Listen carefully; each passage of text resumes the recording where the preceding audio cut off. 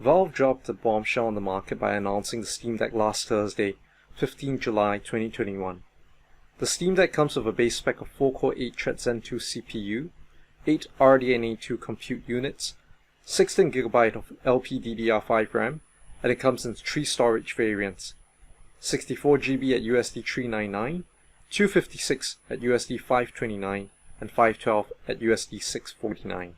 Since then, it got me wondering, what exactly is the Steam Deck, and where it really stands in the world of handheld gaming PC?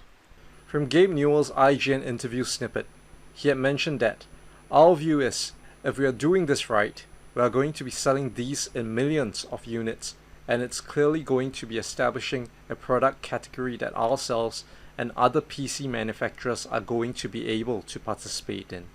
However, I, having followed the handheld gaming PC scene for a while now, believe that Valve has not brought anything new to the table. Such products, in my opinion, have always belonged to what I had originally perceived as a niche market category and already exist in devices from the following 3 Chinese companies: GPD, Aya, and One Netbook.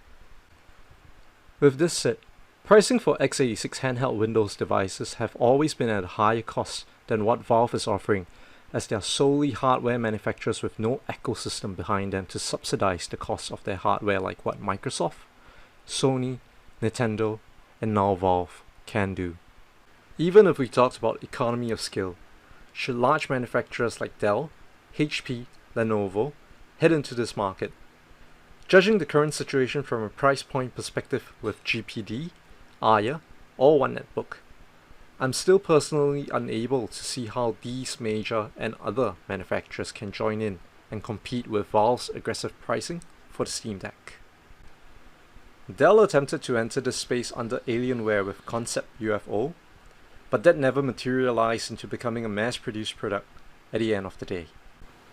It could possibly be that the integrated graphics solution offered back at a point in time in 2020 was not powerful enough to offer that minimum console-like performance of 30 FPS for newer and future games at 720p.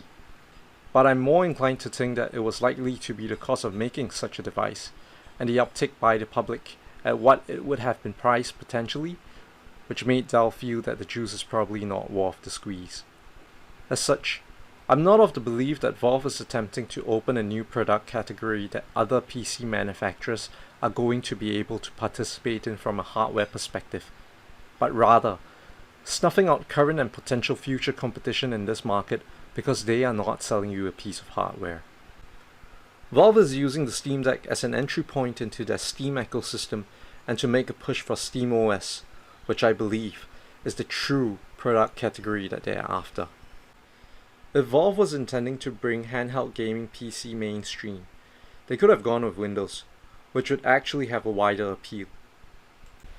Even if they failed to make SteamOS mainstream, despite reports indicating that they have received over 100,000 reservations within the first 90 minutes of opening Steam Deck reservations, they're still able to generate large enough revenue from Steam to offset the costs on hardware. After all, Valve did collect $5 for a reservation in which, even if, in the unlikely event backers were to cancel, though I believe would not be the case considering the pre-orders open in selected regions only and there will always exist individuals that spot an opportunity to scalp, refunds will be credited to users as Steam credits instead, thus retaining their existing user base. Lastly, Valve's track record with hardware isn't exactly spectacular.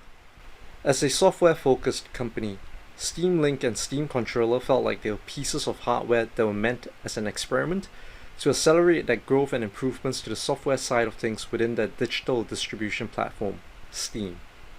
Furthermore, likely due to not having their own production plant and manufacturing hardware, Valve has a wide delivery window as evident with their past and current hardware. Going back to my previous point made with Valve receiving over 100,000 reservations for the Steam Deck, it further reinforces my thought that Valve's play isn't in hardware. Considering that things are constantly being updated, newer hardwares will always be available, and this would impact the staying power of the Steam Deck.